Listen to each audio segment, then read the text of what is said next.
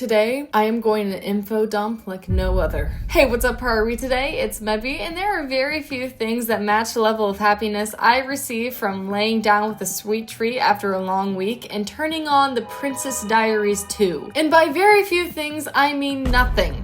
Nothing helps me reach that level of happiness. And I'm not the only one with this opinion. Lots of fans adore the Princess Diaries too, including everyone's favorite rugby player and professional ballroom dancer, Alona Mar.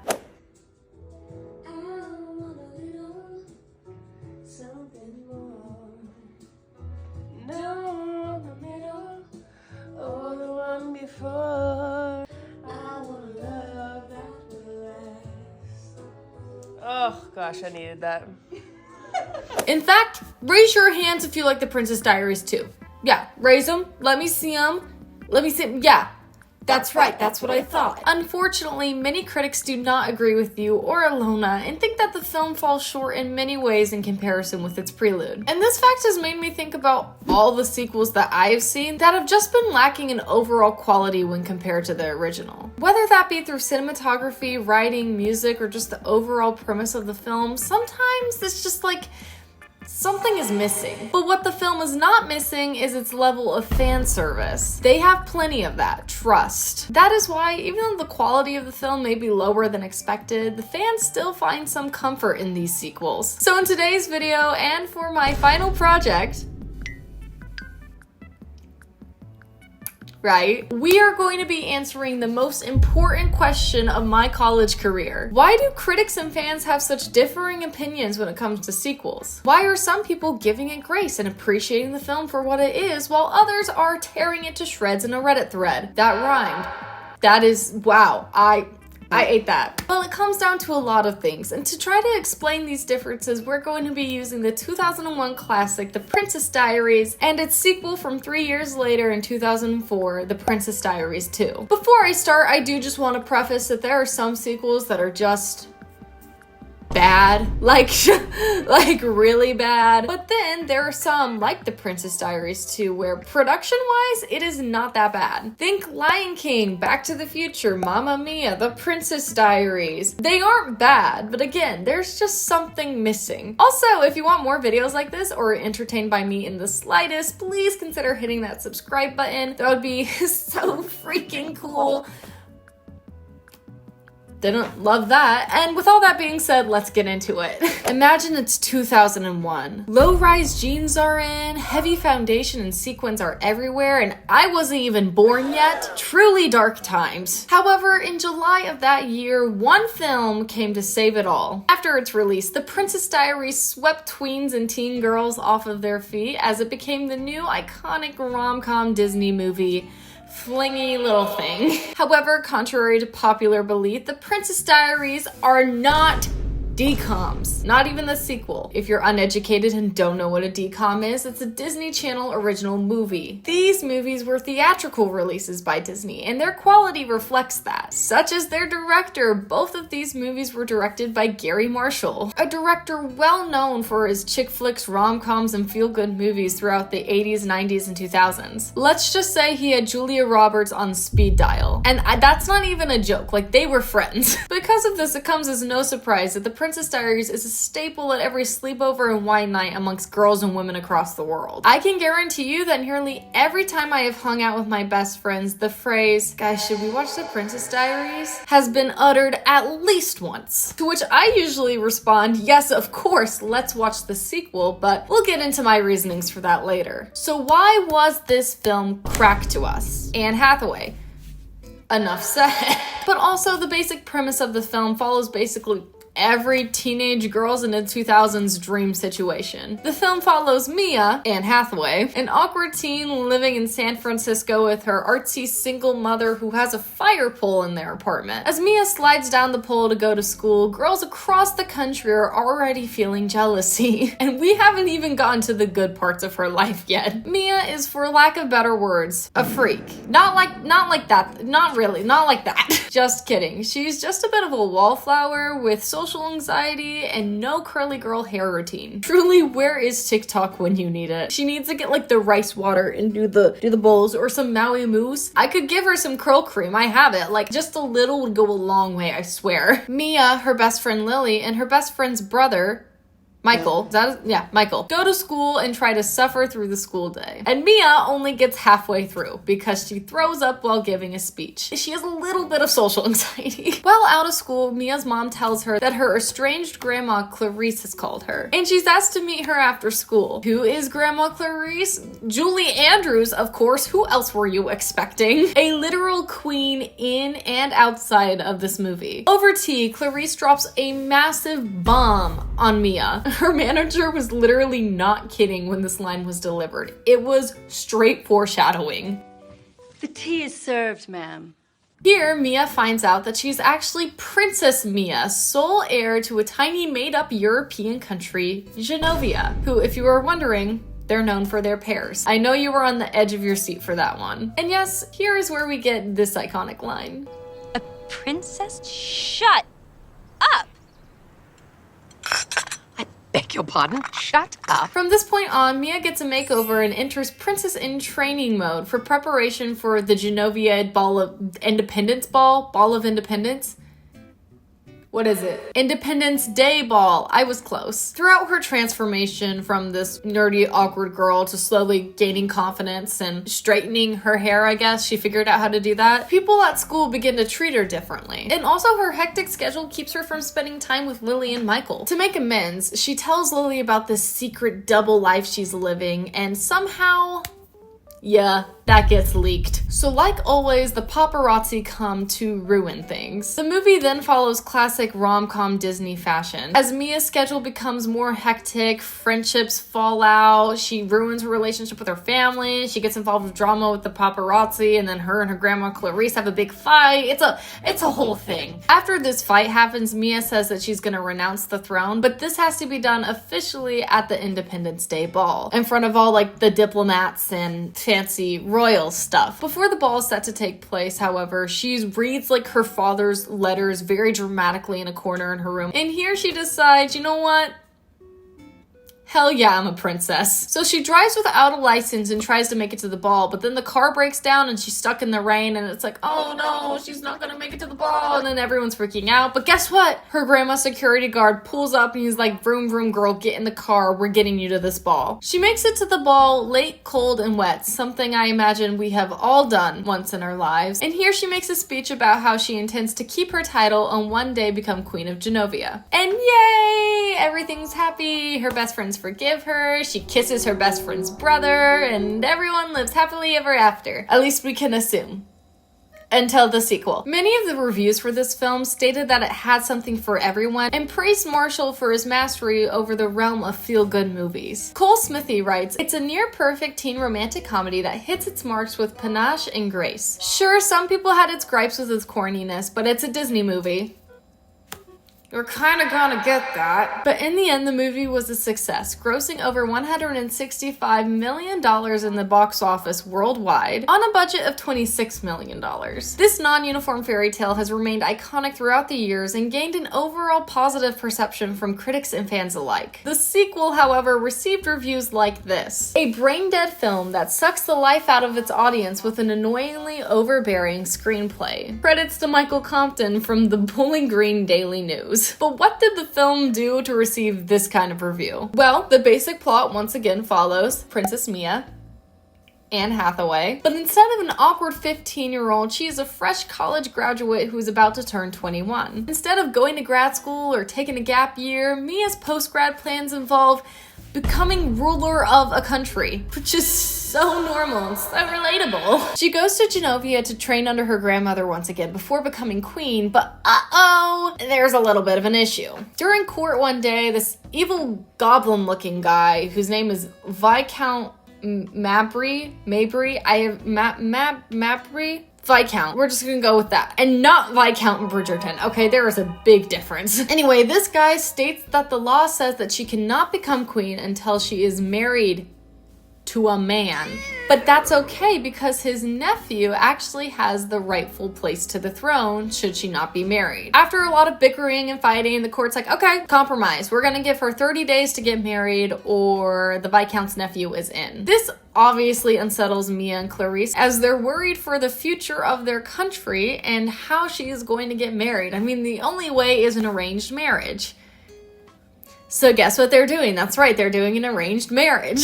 During the whole setup of this arranged marriage, the Viscount and his nephew, whose name is Nicholas, by the way, are given permission to stay within the castle for drama. I actually don't know, like, the grandma gave them permission to do this, and I don't know why. But nevertheless, this is where we get into the juicy stuff. Part of me thinks Julie Andrews was just trying to stir up tea. The tea is served, ma'am. Turns out the nephew, who is Chris freaking Pine, okay, is actually someone who Mia danced and flirted with during her 21st birthday party. That's tea. The tea is served, ma'am. Let's just say they have tension. The movie then begins to follow another basic rom-com trope-heavy plot, as Chris Pine's character Nicholas is constantly trying to sabotage Mia by seducing her in the most PG manner possible. Mia is also becoming overwhelmed by all the tasks it takes to become queen, and while all these chaotic things are happening, an engagement is made official between her and Duke Andrew Jacobi, who is an icon and a cutie pie. In the days leading up to her wedding, Princess Mia and Nicholas start to feel like a genuine connection with each other, like that sexual tension was boiling over, and they like actually start to fall in love, which is so fun and so cute. And I love this movie. But after more drama with the paparazzi and one of the greatest parade scenes in cinematic history. Just remember, you are a princess. Make a wish, take a chance, make a change, and break away. Out of the darkness and into the sun. But I won't forget all the ones that I loved. Make a wish, take a chance, make a change, and break away. Sometimes I just like listen to that song and I speed walk and I imagine I'm in the parade and I cry. Which is a totally normal thing to do. But anyway, after all of that, it's finally wedding day. The tensions are high to say the least. The day before her wedding, Princess Mia was caught spending the night with Nicholas, and the movie makes it clear they did not sleep together. Because that would not be PG, but they did spend the night together. So will Mia and Andrew actually tie the knot? Well, after she runs away from the altar, it can be assumed no. Andrew and Princess Mia talk to each other and they decide that there is really just no spark between them. There's nothing going, which is, I think, is a great lesson to like share to young audiences. Sometimes there's nothing there. And so they decide to release each other from this burden and call things off. But wait, doesn't that mean Princess Mia cannot become queen anymore? Isn't that the whole reason why we were doing this? Just like in the first movie, she gives a badass speech and is like, let me be queen. And everybody's like, you know what? Right on. Right on. Anyway, after she becomes queen and Nicholas confesses his love to her, they all live happily ever after. Hopefully. I think. Also, are Nicholas and Princess Mia related? Like, how can he be an heir to the throne? I just don't know how I feel about that. But besides the possible incest, many critiques from this film come from its lack of originality and overusage of tropes. The late film critic Robert Ebert wrote, "But to Gary Marshall, the often talented director of the original Princess Diaries, as well as this sequel, I say, did you deliberately assemble this movie from off-the-shelf parts, or did it just happen that way? This film is like a homage to the cliches and obligatory stereotypes of its genre. For someone like Marshall, it must have been like playing the scales." And to his credit, he's not necessarily wrong. From the top of my head, you have the love triangle trope, the royalty trope, the enemies to lovers arranged marriage, falling into a fountain cliche, which means similar to Chekhov's gun. If there is a fountain, someone is going to be falling into it. And so many more tropes and cliches. Many critics see this as lazy and boring writing as opposed to a fun, cute story. Felix Vasquez writes, "Was there a point of a sequel to a movie that was just decent after all? This all has has the makings of the usual crappy Disney film. Black and white heroes and villains, goofy characters, determined heroes and heroines, and even dance numbers on occasion courtesy of Julie Andrews, which would have been a very nice homage had it not been brought down by the non-talents of Raven Simone. Okay? No one here comes out unscathed. Every character is goofy, irritating, and mind-numbing. They even make Miss Andrews look overly goofy among this funny farm. Listen, I see this critique as valid, and I recognize this person's knowledge. However,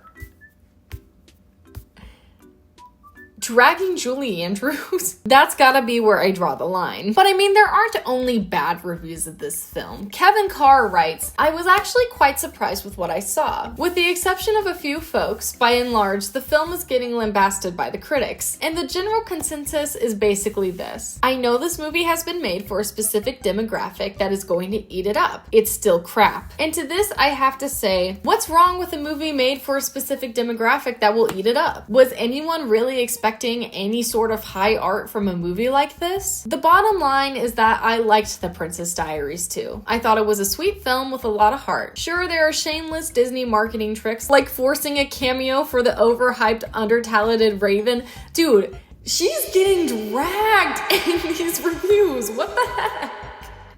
Give her a break. However, once you get past those, it's still a nice little movie. I think this is exactly the claim that kind of needs to be made. It's a good film for a specific audience. Why expect it to be anything else? And like I said before, many fans love this movie to this day. Don't take my word for it. Look at these videos. You two make such a lovely couple. We do. It's a shame you're not attracted. I know.